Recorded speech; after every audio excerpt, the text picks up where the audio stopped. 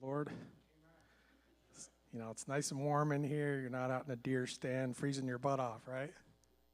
It's better to praise God than, no, I'm just razzing on you guys. This morning, we kind of wanted to make today all about missions. We have Brother Jon Cassel here today with us. He's going to be sharing in a moment. But before he gets started, I just wanted to share a couple things.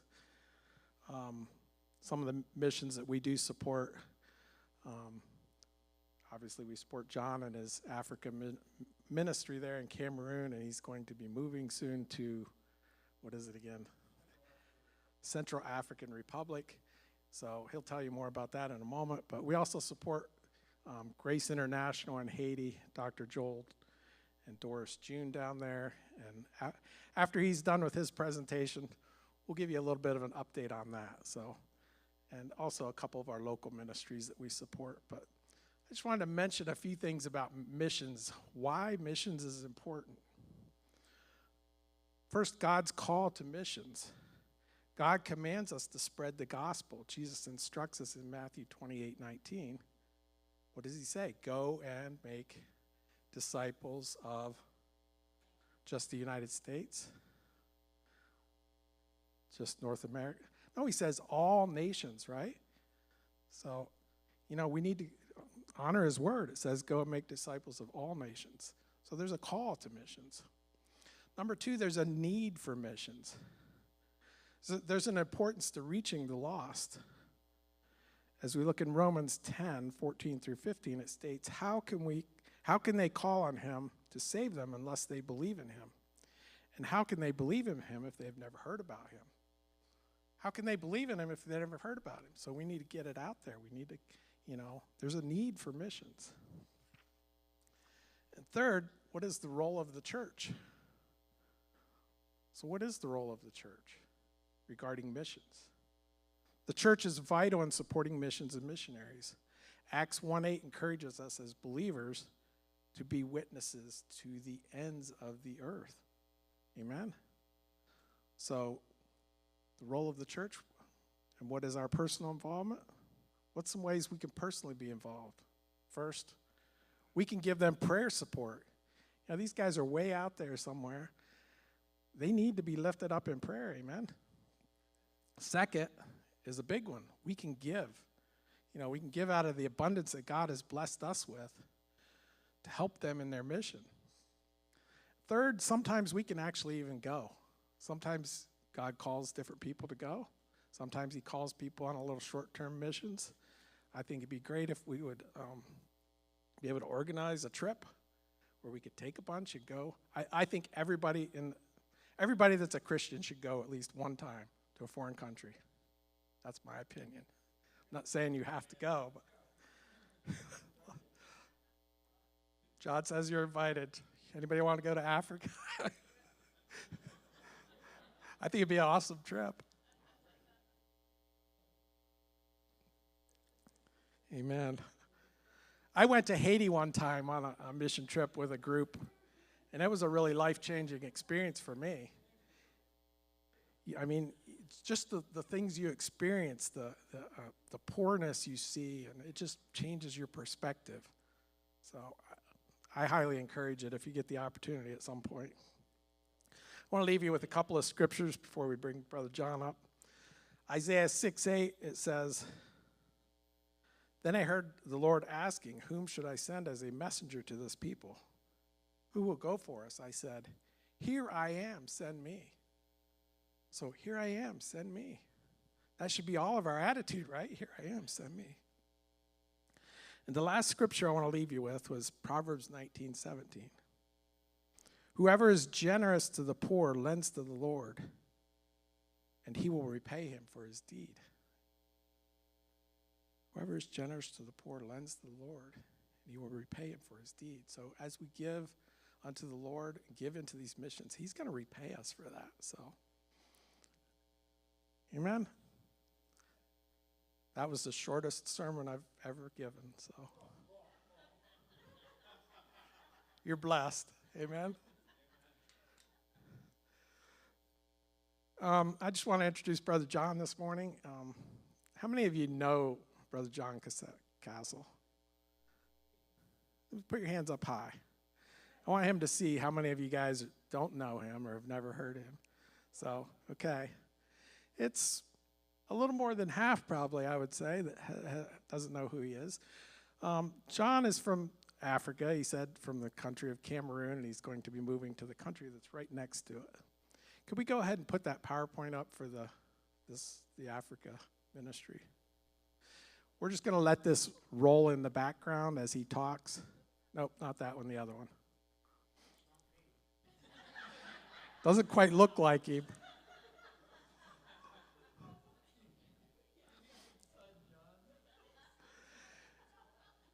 So we'll just let that loop. I don't think we'll be able to stop it if we want to ask questions about a certain picture, but if you see something, I think Jon's going to give you guys an opportunity to ask any questions. So, but his ministry is called World Team. It's usworldteam.org.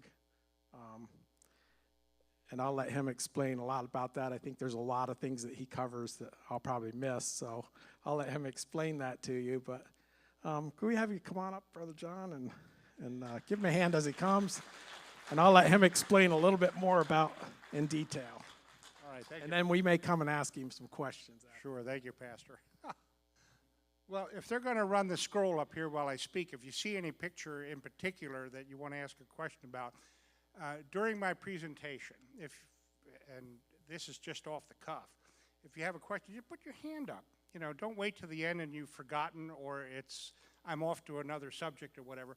But you said you're going to have a baptism next Sunday. Is that going to be in the creek down here in the hollow? Or Brother Dave, that would be the shortest baptism you ever gave, too. And but at any rate, thank you for inviting me here today. Again, my name is Jon Cassel. I have 25 years now in Africa. This is not by any stretch of the imagination the first time I've been in your church. I don't remember the last time I was here, but I think it's probably been over 5 years. I worked with the Christian Broadcasting Network for almost 20 years, all of that in Africa. And the last time that you saw me, I was managing 23 French, Portuguese, and Spanish-speaking countries in Africa, distributing our Christian television programming and managing what humanitarian work that we had going on there in those countries. In the end of 2019, CBN needed to make multi-million-dollar budget cuts. And I had prepared a young fellow from Togo as my assistant director, and he was quite capable of taking over the ministry. I was 65 at the time, and I had set myself up well for a budget cut, if you know what I mean. And CBN had to reluctantly let me go. But my calling, specifically to the non-English speaking people in Africa, remained. So what do I do now? Well, I put my profile on a website called Mission Next, which helps place Christians in overseas ministries. And right away, World Team, with whom I am engaged with now, called me up very promptly, as did Trans World Radio. Now, World Team, our mission is to church plant amongst unreached people groups. And they had a project in the east of Cameroon in the rainforest with the Baka-speaking pygmies. Now, I don't like to use the word pygmy because it has negative connotations amongst the Africans. Okay, so we use the Baka-speaking peoples. You'll hear me talk about the Baka peoples, but it is the Baka pygmies. You're probably familiar with the small people that are there as different tribes of people in Africa. And World Team had a small church in the little village of Mayos that they had started with an American couple that had been there for like 18 years. And the project was about 40 acres, and they were developing all sorts of tropical fruit trees and training the Baka agriculture. This was necessary because the Baka are hunter-gatherers and they're nomads. They'll move into an area where they find a source of good water, and then they'll eat the berries, pull up the roots, shoot out the local wildlife for food like that. And when the area gets tired, then they'll pull up and move off to another place where they can find fresh water, Could be a couple miles away, could be 50 miles away, could be 100 miles away, but they're just nomads. So consequently, they're not used to scratching the ground, putting in seeds, and 65, 75 days later going back and finding corn or cucumbers or tomatoes or anything else like that. So they needed, well, let me back up a bit. The government in Cameroon, similar to the American government back in the 19th century, the American government put the Indians on a reservation and said, you stay here. Well, the government in Cameroon created, I don't want to say reservations, but villages with plots of land and said, now you stay here. Because if they're out roaming, they get on private land, they get on government land, it creates problems. So the Baka needed to be trained to do agriculture. So I was there on this 40-acre plot with this American couple working with the Baka there at that place.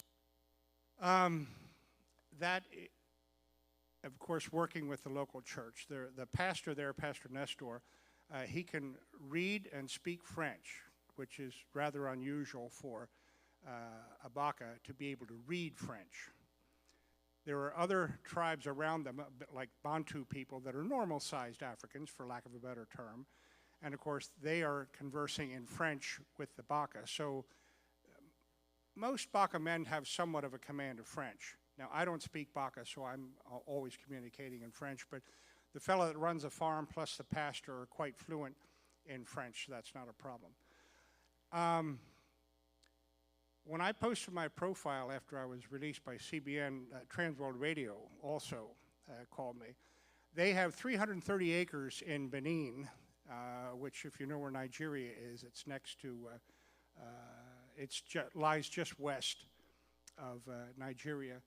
And the government, there was a Christian president back in the day, and when he heard that Transworld Radio wanted to locate a station in West Africa, he got a hold of Transworld Radio and said, I'll give you 330 acres up in the central part of the country if you will come and put your station there. Well, that was too tempting to resist, so they went up there. But you can imagine a Christian radio station. They put up 2 towers, and they have their building, might have been on 3 acres, but now they have 330. So what do they do with it? Well, obviously, these are radio and media people that don't know how to manage tropical terrain and forests and stuff like that. So they asked me to go and join them and manage the property there. Well, I don't want to get too long with this, but I had that before the Lord, Transworld Radio, and I had World Team before the Lord, and he would not give me an answer, okay? And so I went over, I visited both places. I'd been to both countries before, but I specifically went to the project. And I thought when I finished seeing the second one that the Lord would speak and I would know what to do. And the Lord didn't give me any clarity. So I came back to the States, and the Lord spoke to me and said, you can do both of these jobs. And this man sitting right here had a role in helping me to discern the will of God there, because I talked to Pastor John Snyder. My home church is the House of the Lord Fellowship in Lock Haven with Pastor John Snyder. And I told Pastor John, I feel the Lord's telling me I can do both. He said, well, if that's what the Lord's telling you, then see if that's possible. And I consider Brother Bob to be a spiritual father to me, as I did Brother Wayne Holcomb. And I came and met with these two men, and I laid out the same thing, and they said, Brother John, if that's what the Lord's telling you, then go for it. So I called Transworld Radio and also World Team, and they agreed between them that I would be engaged by World Team, but would be given as a consultant to Transworld Radio. So I spend about 10 weeks a year, 5 weeks in the spring and the fall in Benin in central, well, actually it's West Africa. And then the rest of my time is dedicated to working with the Baka and the rainforest. Since 2014, I've also been involved with a ministry called Capital Ministries. Now, our goal there is to have exegetical Bible teachers in every state capital and every national capital in the world. Why is that? You could elect a representative to Congress here that goes to Washington. Could be a very solid brother in the Lord or sister in the Lord that goes to Washington, and they get down in that beltway, and now they have the political pressures from the political parties, they have the cocktail circuit people want favors. They're doing media interviews, and the media wants to know what they think about men and women's sports and all this sort of stuff like that. Well, it would be easy to drift away from your spiritual roots. You're away from your pastor, you're away from your church, you're away from your Christian family, you're away from your Christian friends. The temptations are phenomenal.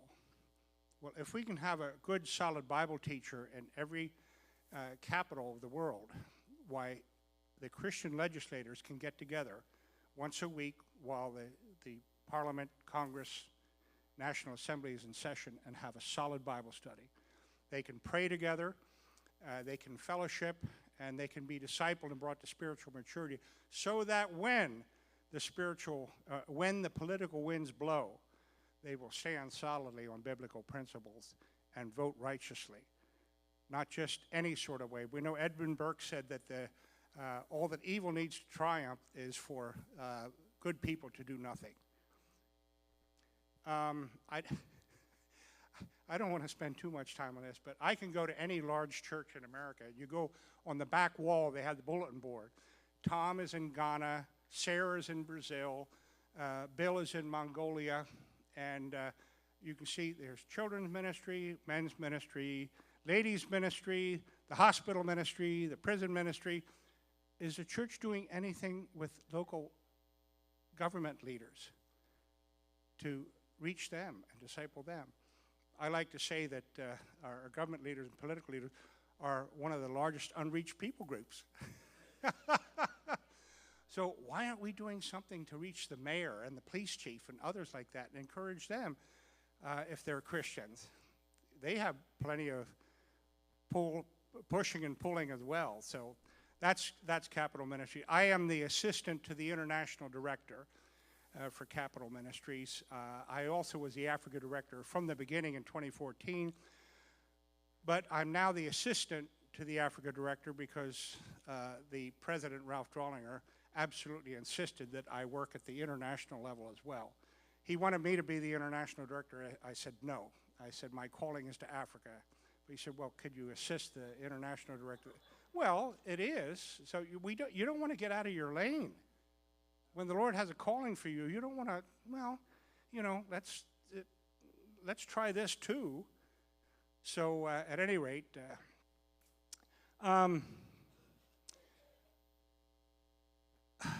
well, what do I want to say? Fortunately, the Baka people have not been bothered by Islam. The Muslims have not made efforts to win the Baka to them. So we're not battling that, which is a blessing. But the Baka are extremely, extremely simple people. Their hygiene is terrible. I mean, the houses are filthy. The outside is filthy. If you have to relieve yourself, you go outside. Oh, there's tall grass over there. So you go relieve yourself. And the hygiene is just terrible. There's no middle class Baka. There's not Baka that own an automobile, for example. The mentality is just so low. And it's a challenge. It's a challenge to work with these people. Thievery is a tremendous problem. If what you have isn't locked down, it's going to disappear. There's no concept of private property. For example, I mentioned we have 40 acres there on the project, and we'll have bananas and plantains and other fruits and vegetables and stuff like that. Well, in the night, they'll just go and help themselves. And theft is really bad because, remember, they're hunter-gatherers, and they're used to moving around. Oh, here's fruit. Well, who cares if they eat the fruit? Well, now that they're still in a village now, well, they'll go out in our fields and dig up our manioc, for example. You go out and find the manioc dug up in the morning, and you find out who did it. Well, where's the problem? I mean, this is out there. It's meant to be eaten, isn't it? So can you see the difficulty we have in trying to deal with the mentality there? It's a real challenge. Pastor made reference earlier about Matthew 28 and go into the world and make disciples. That, the Lord's impressed on me over the past year the importance of that. I don't know, Pastor, if you ever gave consideration, but Jesus didn't say, go into the world and get people saved. He said, go into the world and make disciples. Disciples is another level beyond getting saved. I mean, that is a given for us to be witnesses for Jesus Christ and to get people saved. But then they need to get discipled. I think probably most of you have heard Billy Graham has said already that during his big campaigns there, they'd get 200 people to come forward. But Billy would say there might only be 20% or 15% that end up faithful in a church. It's just kind of the heat of the moment type thing. Oh, yes, I'll go and I'll accept the Lord. It's just like the parable of the sower, sowing the seeds. There's so much that comes against us there. But the Lord's impressed upon me the importance of discipleship, getting people saved and getting them to spiritual maturity so they will stand on the Word and be faithful and true to it. Something else I want to tell you. So there may be people here today that go, oh, the missionaries here from Africa. Ooh. So we want to hear about what the missionary is doing over in Africa where he's been called. Well, indeed, Lord's called me to Africa, and by the grace of God, I've been faithful, and I go do what I believe he has for me to do. But you folks, you might be called to Muncie or Pennsdale or Williamsport or Hughesville. If this is where the Lord's planted you, this is your mission field. You don't need to look and see, well, this guy, we have a missionary in Haiti, and we're supporting Jon Cassel and Africa, how wonderful. Well, I'm doing what the Lord's called me to do. The question is, are you doing what the Lord's called you to do right here, where you're planted? And I want to encourage you that there is a mission field right here. You have a pastor that's leading the church. He wants you to be a shining light in the community, and you can do that. You can be the witness that God's called you to do, called you to be, and you can help to build the church. You can help to bring people to spiritual maturity. You can be engaged and involved in various ministries, including the church here. But I just want to encourage you, you don't need to be a missionary overseas to be effective in your work. For not all of us are called like that. I'm delighted that the Lord's called me to Africa. I just absolutely love it over there. I wouldn't want to live back in the States. It would be boring here.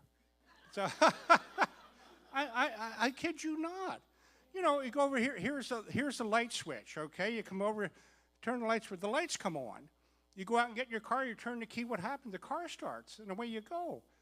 You know, you turn on hot water in the morning. You want to shave or take a shower. You get hot water. Well, this is all an X factor. First of all, you wouldn't have running water and much. But you see, there's a challenge to what I do. And I just thrive on not knowing where I'm going to be that night or what I'm going to have to eat at noon or whatever else like that, because I just am into that. And that's how God has made me. And God's made us all different in different ways. So just allow the Lord to use you where you are at.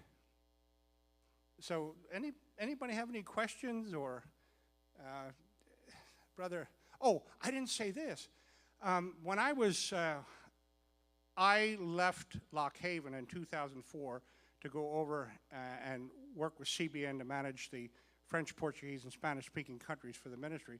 And in 2009, wasn't it, Brother Bob? I think we brought men in from 11 or 12 different countries to Dakar where I was working, and we had a presbytery. And Brother Bob came with Brother Wayne, Mike Holcomb, and Pastor John Snyder, and we had a presbytery there and blessed many men. And I can tell you that the representative from Mali, his name is Urano Traore, he came to me before we had the presbytery, and he said, Brother John, he said, I understand they're going to prophesy over us. I'm not really sure about this prophetic business.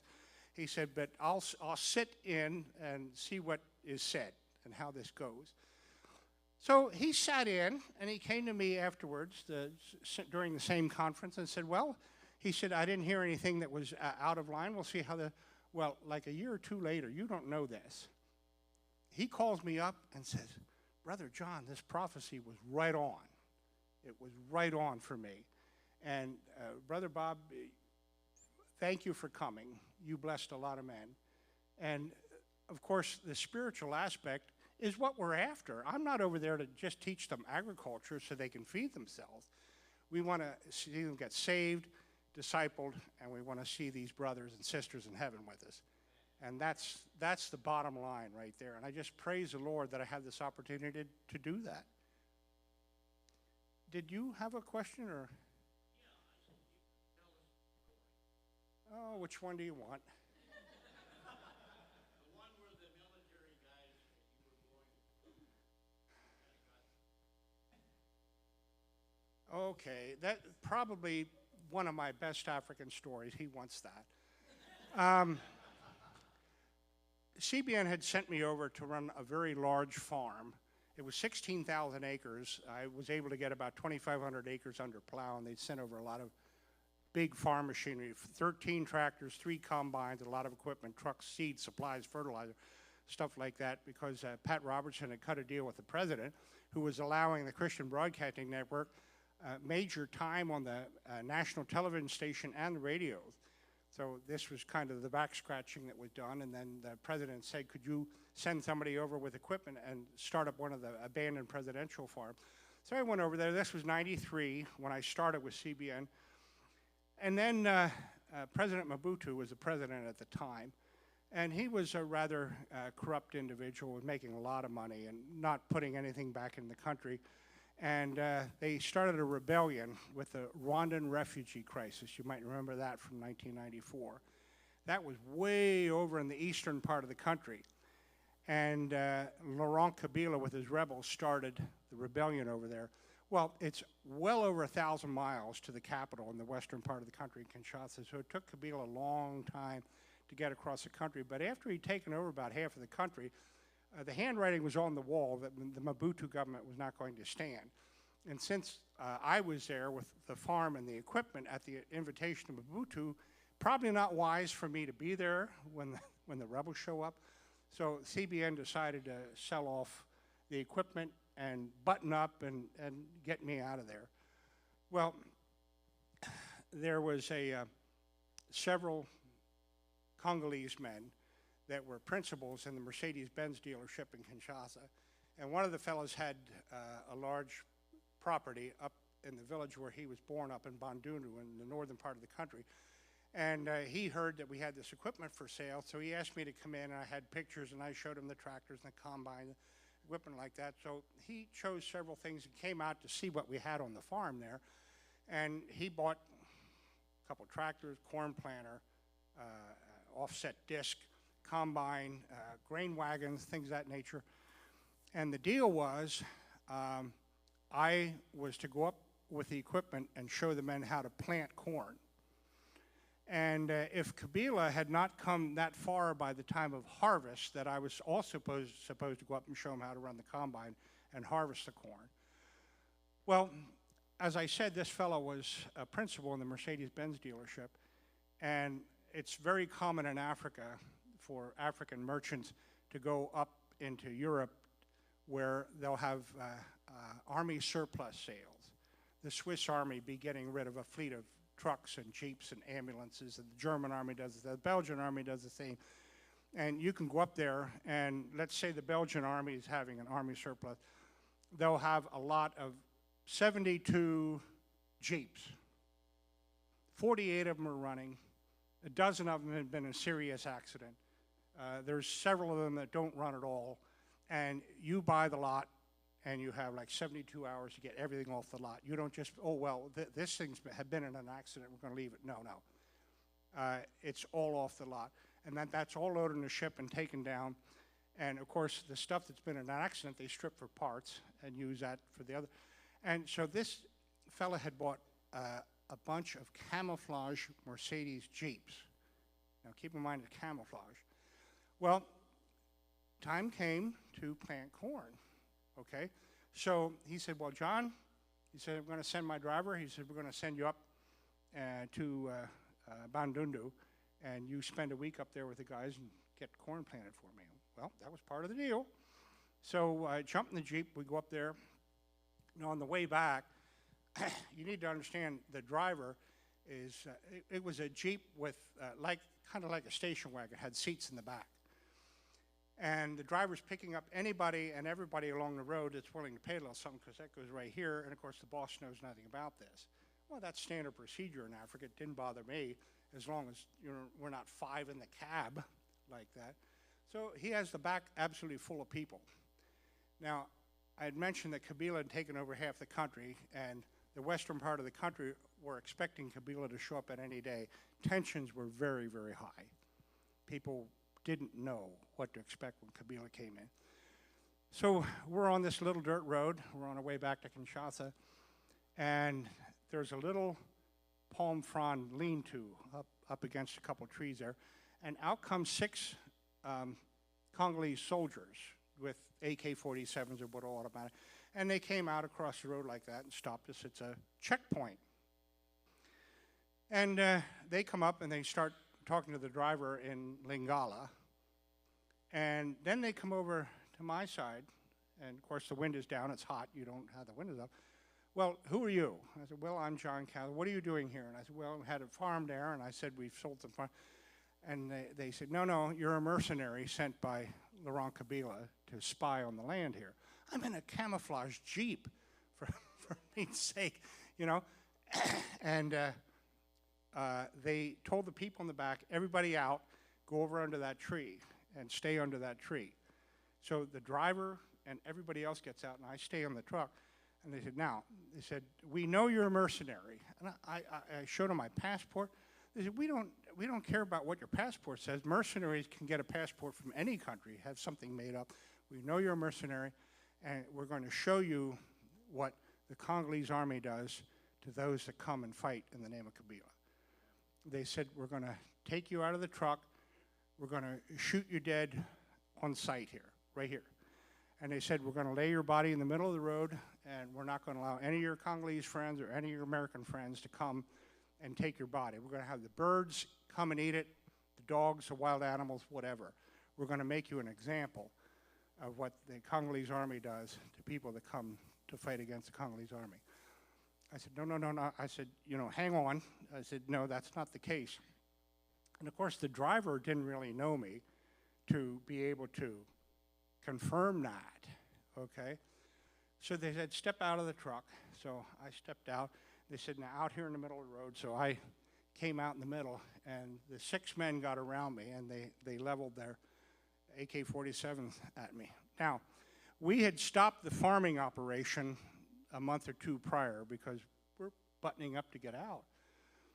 I'm at least 100 miles from the farm in a remote area. There's no houses or anything around like that.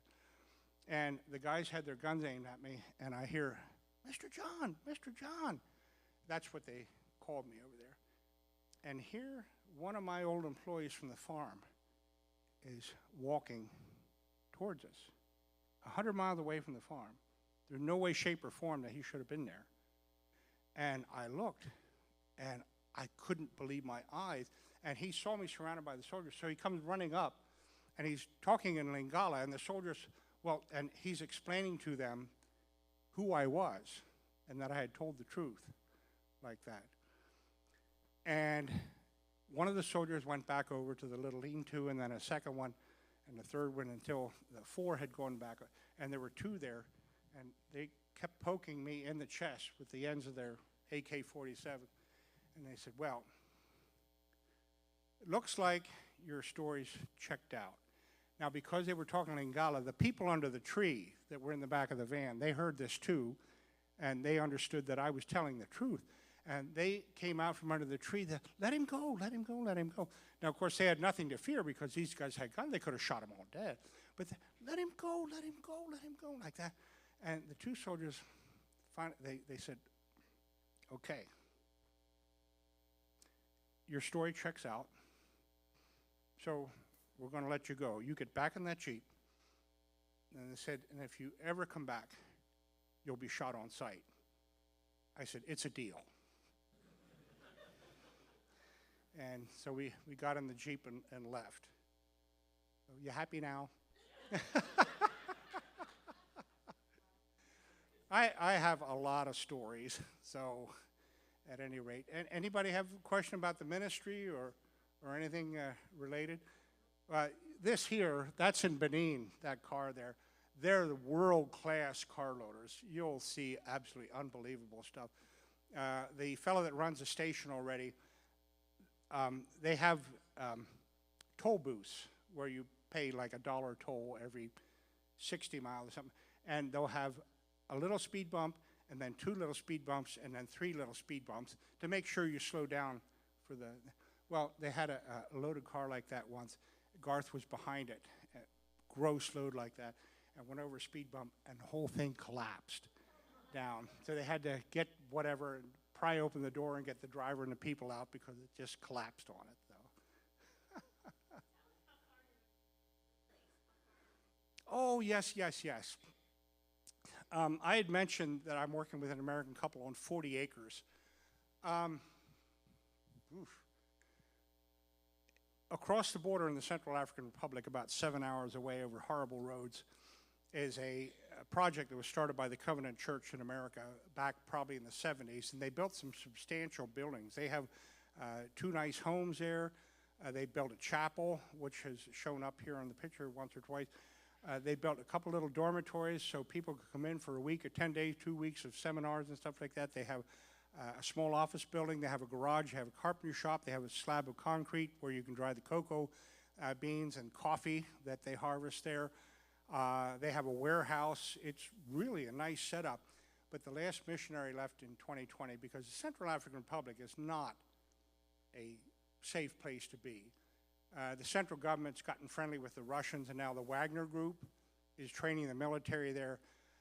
In the northern part of the country, you have the Islamic terrorists. Now, I'm down in the southwestern part of the country. I'm only a half hour from the Cameroon border, so if things ever really got hot, you know, I can be back in Cameroon in a very short order. Fortunately, I'm in an area where it's all forest, and there really would be nothing that would encourage the terrorists to come south, and really nothing that the Russians would be interested in coming west. The American Embassy has colored Central African Republic as red and do not travel. They don't want Americans in the country, but for those people that asked me about that, when Apostle Paul was on his missionary journeys, it didn't matter just about where he went. He said, well, now I'm going to Rome, or now I'm going to, oh, no, don't do that. The guy with the big leather belt, he said, whoever wears this belt will be persecuted and this and that. Well, that didn't stop Paul. I'm not trying to pat myself on the back, but if this is what the Lord's called me to do, is to go to Central African Republic, I'm not going to allow somebody to say, oh, well, it's dangerous there, you shouldn't go there. I often aggravate people by saying, well, it's dangerous in Chicago and Detroit and Baltimore, you know, and there's people living there. So, I mean, a man's got to do what a man's got to do. At any rate, this big project that has cocoa, has coffee, has palm oil palm trees, a huge variety of tropical fruit trees, has essentially been abandoned. What the Covenant Church has been doing is sending a few $1,000s a year to maintain the salaries of maybe 10 or 12 people so that the property is not abandoned, for lack of a better. Well, my good friend Paul Noren, who lives just over the border in the Congo, took me there back in 2023. And I was just crushed to see what this had been and what it had become. I don't think, well, maybe Paul did have the intention of getting me interested in it, but I felt that the Lord was calling me there. I would be on 1,000+ acres instead of 40 acres. Not that that's important, but, and not that World Team, my mission, is responsible to go there and do something. Yes?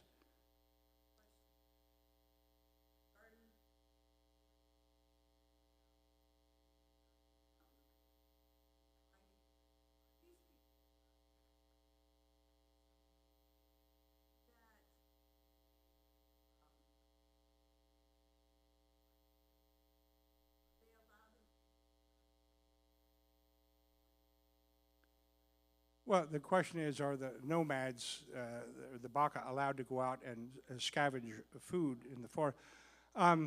You could have a landowner that owns 15,000 acres there. He's not going to be concerned if there's 200 people that go out and pull berries or pull up roots or whatever else like that.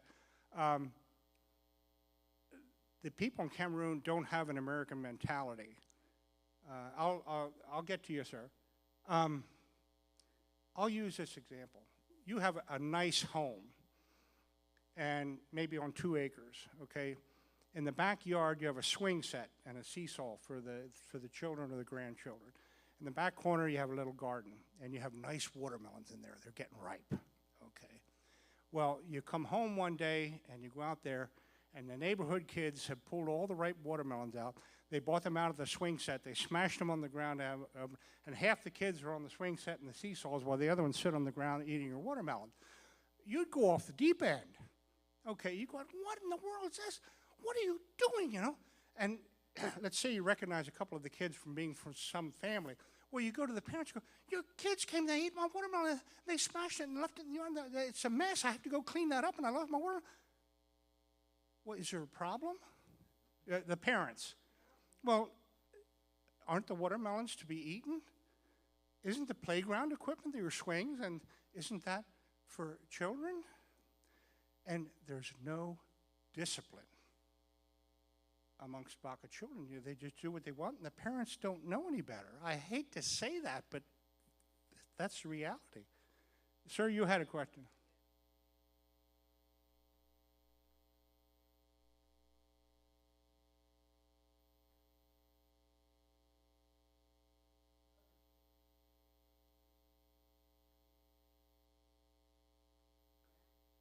The question is, do they have Christian schools? There's Catholics in the area, and the Catholics will have schools. You know, back in the colonial era, the provincial governors coming out of France or Belgium or Germany had colonies back before the First World War. They let the missionaries and the Catholics run the schools. Yeah.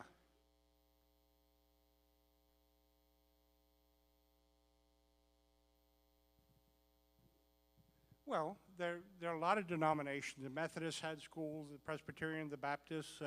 So yes, a lot of the schools back in the colonial era were Christian. Now, some of the countries, when they became independent, the government wants to take over the school, but then the school would be run into the ground, and in the case of the Congo, the government went back to the denominations and said, well, you want to take over the schools again? Well, very wisely in the Congo, for example, the Presbyterians said, well, we'll take over the school, but you'll be paying the salaries.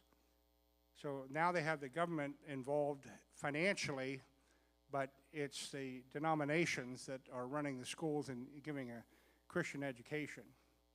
I thought that was pretty slick. There was, well, we made a mess of the school, you come back and run them. Okay, well, pony up. I think you had more.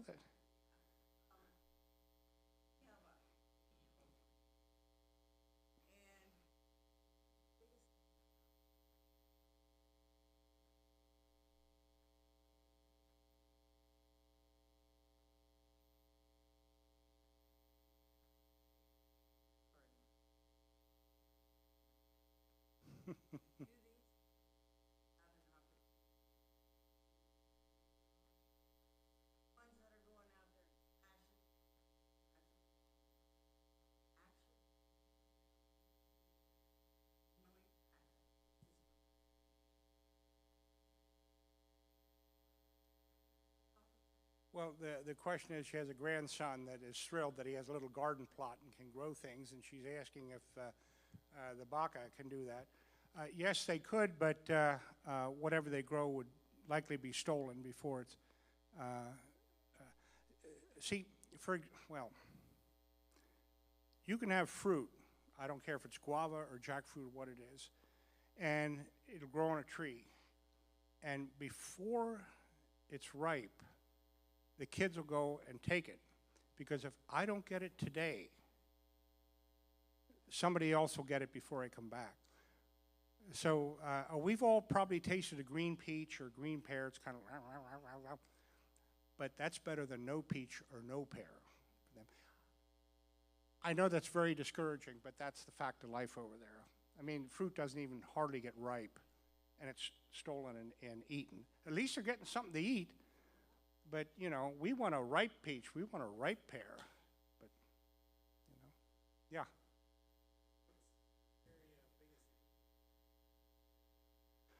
The area of biggest need for me, let me build on that. I felt the Lord calling me to go and work with this project that I described to you there, the 1,000-acre project in the Central African Republic. There's no water. Well, there's a well, but they don't have, the water can't get the water up. There's no electricity, and there's no internet connection. Now, with my involvement with Capital Ministries, serving as the international director, I need regular, daily internet connection. I'm sure many of you have heard of Starlink. Now, if this is being recorded, you're going to need to strike this from the record, okay? But Starlink is illegal in Cameroon. It's illegal in the Central African Republic. But a lot of people are getting it because you don't have other options. And I found a fella in Yaoundé that gave me sold me a Starlink unit that I've taken out of Central Africa. It is absolutely fabulous. Fast internet out in the middle of absolutely nowhere. And if you noticed in the email I sent, there are some Africans that have a smartphone. Most of them have those little, with the typewriter keyboard to send a message, you know, from way back when. Some have a smartphone. And when we have an internet connection out there, and I turn that on at night when I'm in the house, the house just gets swarmed outside. People come down like that, and you know, to connect like that. You might, well, I think that picture was probably in the scroll there. There's a Muslim shepherd. He's got cattle like that. He has 3 wives, 18 children, okay? And the girls will come down at night and sit outside the house and get on the internet there. And so at any rate, the Lord had to provide for all of that. And in a nutshell, there was a fella with a Baptist ministry that does solar installations in Yaoundé. He put together a little over $10,000 solar unit with a battery and all the necessary stuff. And we took it out there, and over 2 days, we installed that on a roof out there. So now I have 220-volt electricity, and that allowed us to put a pump in, so we have water as well, and no pun intended, and the Starlink. So all those dominoes that needed to fall before I could get out there, and the Lord's knocked them all over. So it just, I know I need to be there. That's where I need to be. Now, it's about 7 hours over horrible roads from where I currently am in Cameroon, but you asked what the biggest need was. The Covenant Church has been giving a shoestring budget just to keep the employees paid. And now that I'm there, they really need to augment the budget so we can do something. But they're simply delighted that I'm going to go and help run the project. But I have 0 instructions as to what they want me to do. That's not a problem, because I can keep myself busy and do good stuff there, but it'd be nice to have a nice plan of action. So we know, well, this is where we'd like to be the end of this year, and we project this amount for a budget next year that I can plan on. So I know I'm right smack dab in the center of God's will for my life, but here I am again. I don't know where I'm going to be tomorrow, but that's fine by me.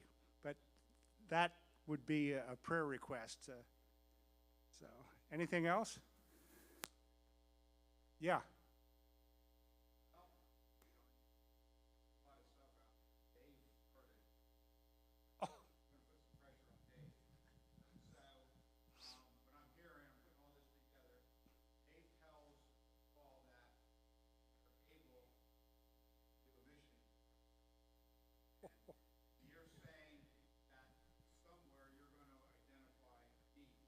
Right. So I'm gonna throw it right back at you, suggesting that someday you should identify probably a project that you need to work, that hands, heads could do something for a period of time. Think dwell on that.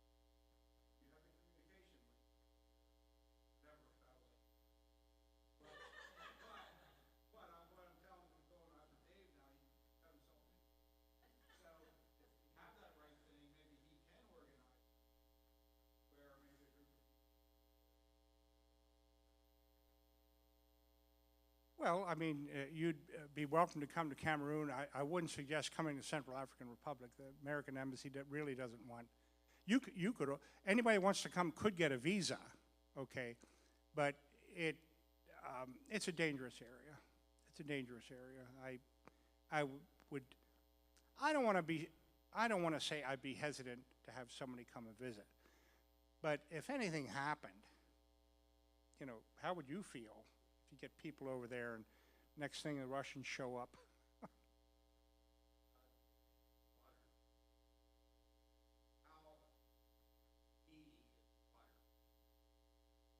Well, we're in Cameroon, I was in the rainforest. Now, I'm still in a forested area, but we don't have trees that the diameter would go from here to the wall. They do harvest a lot of trees there. We see, well, one of the pictures there, there was a truck that had tipped over. Those logs weren't necessarily large. By what I've seen tractor trailers already with a single log on, you know, like this. Oh, we don't have mahogany there or ebony, but we do have other valuable trees. They haul some logs out of there that when they get to Germany or England, they're worth $70,000 and $80,000 for one single log, because it's valuable African lumber, and they'll make furniture out of it, and you have a beautiful piece of furniture, and that wood came from Africa. Well, the price, yeah.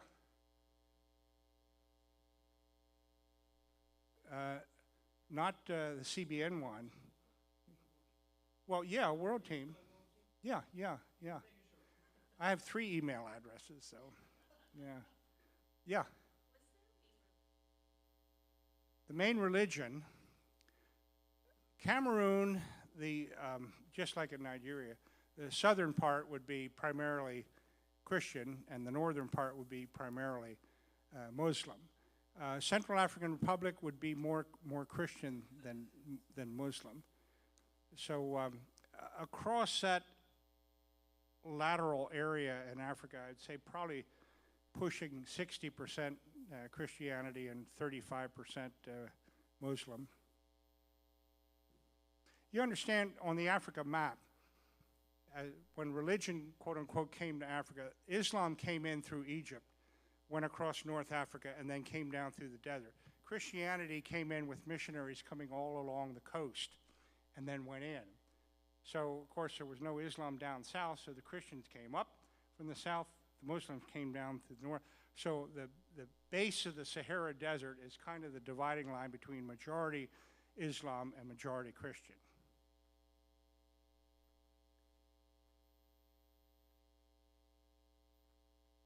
Anything else you'd like me to? Yeah. What do you think?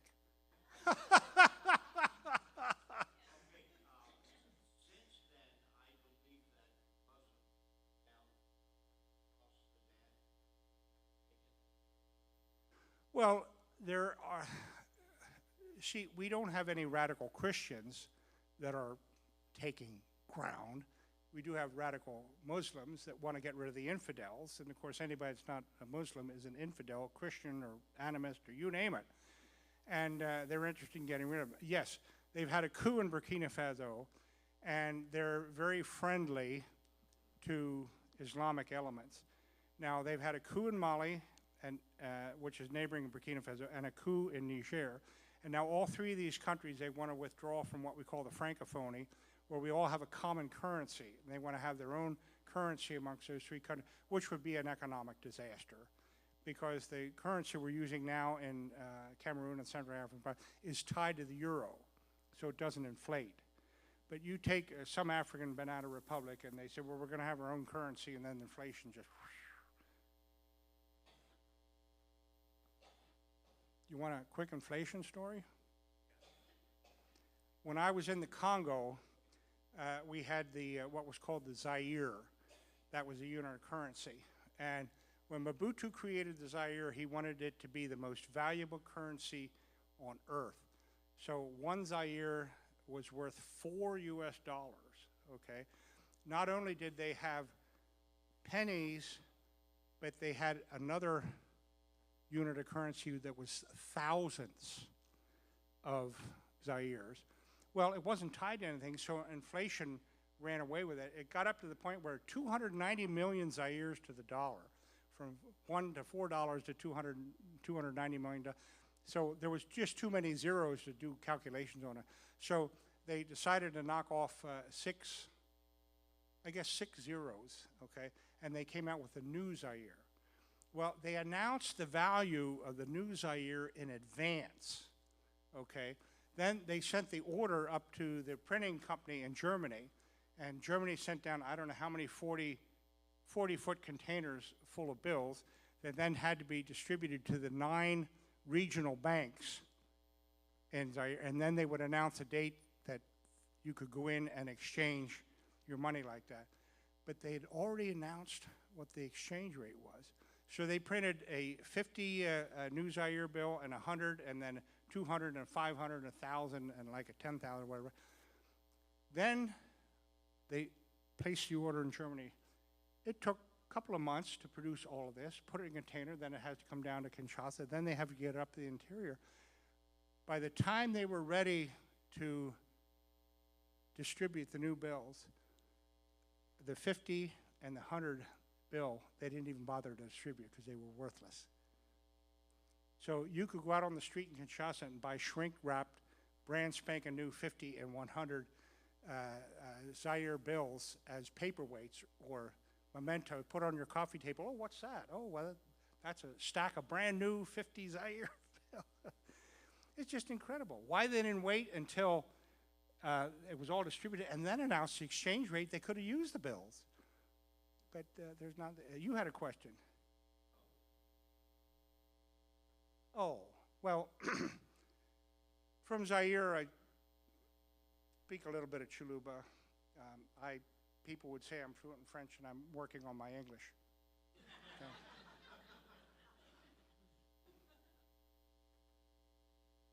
That it? Please know I'll hang around after service if you have any particular questions or you saw a picture up there that you want to question about. Why, I'm happy to engage with any and everybody. Thank you. Oh, you want that? Do you have time? All right, I'll make it short. When we had to liquidate all the farm equipment, I had flown down to South Africa because there's John Deere.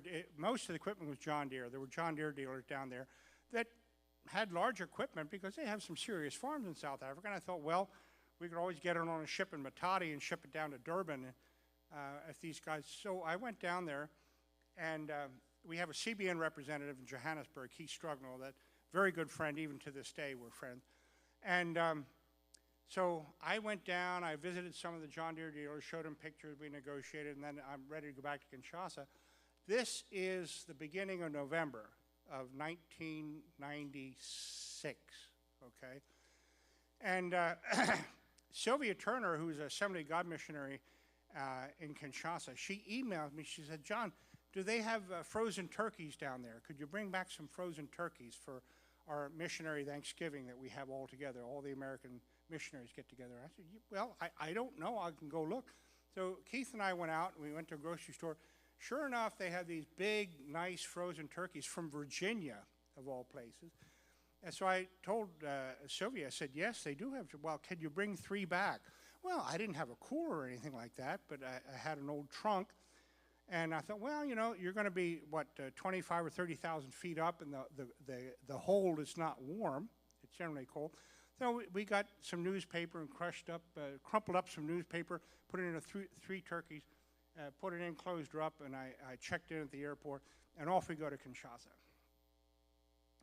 Well, the luggage belt hasn't worked in years there. So they just shove the luggage in through the hole, and then there's other baggage handlers that just keep throwing it out on the floor.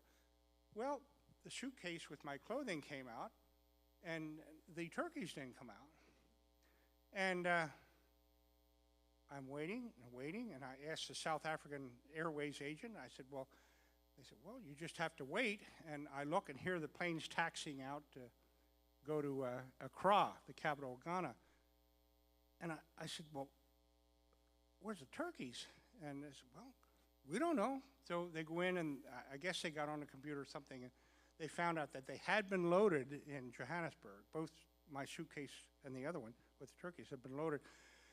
And I said, well, what do we do now? I said, there's frozen turkeys in there. They said, well, it's going to Accra. I said, well, will it stop on the way back? No, it doesn't stop in Kinshasa. It goes right back to Johannesburg. I said, it's got frozen turkeys in there. Please take a note that just throw it out when, you know. Well, they said, well, we'll call the office after 9 when we open in town after 9 tomorrow morning, and we'll see what we have, information we have. Well, they had communicated that there's frozen turkeys in there to Accra. So I called the office in the morning at 9 o'clock, and they said, well, Mr. Cassel, we put your suitcase on a British Airways flight to London. And from London, it's going over to Brussels, and it will come down on the Sabina flight tomorrow afternoon. And I said, throw it out. I said, you know, I'm not even interested in going out to the airport to pick that up. And so, sure enough, it gets on the Brussels plane, okay? I told you that the country was getting ready to fall. The rebels had taken over more than half the country. And the former prime minister who had been in exile, his name was Etienne Tshisekedi, he opted to make his triumphant return to Kinshasa on that plane because he thought he would be in a position when Kabila comes in, because Kabila's not after Tshisekedi, he's after Mobutu. And Tshisekedi thought that he could play a role in the new government under Kabila, which is reasonable to think. And Tshisekedi was a dearly beloved political figure because just about everybody hated Mobutu and was hoping Tshisekedi would come back. So it was old home week there. I mean, the airport, you couldn't move in the airport. The streets all the way into town were 5 and 6 people deep. The traffic was just... So at any rate, I go out to the airport. I managed to get in for the luggage, and sure enough, here's the trunk with the turkey. And I open it up immediately. Believe it or not, they were still cool. Not warm, but, you know, we were missionaries. We'd eat it anyway. And so I put that in the back of my Pajero, and there's running boards along the side there. And so I get out, and the traffic is going at walking speed because Tshisekedi had gotten into his motorcade and were ahead of us, and we're just following. And he's, you know, one of these, the Pope type thing, and everybody cheering. And he was going to his home where he was going to give a speech off his porch. And of course, it was just like a rock concert, just a mass of people there. So I'm just crawling along there, and the next thing you know, guy jumps up on my running board, and I rolled down the window, and I said, you know, get off. He said, no, we're just going to ride to Tshisekedi's. And then other people saw this, so now the next thing you know, everybody's all on the running board. And I'm blowing the horn, and get off, you know. I'm the only person in the Pajero there, and I have my briefcase beside me on the seat. And next thing you know, the people jumping up on the bumper and getting up on the roof. And now there's legs hanging down all the windows, including over the windshield. I had to kind of look between legs. And before long, in comes the roof, just like this.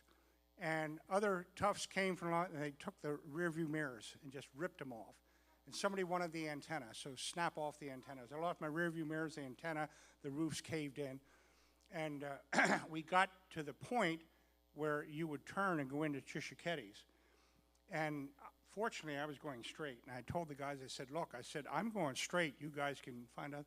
They said, if you don't take us to Tshisekedi's, we'll break out your windows.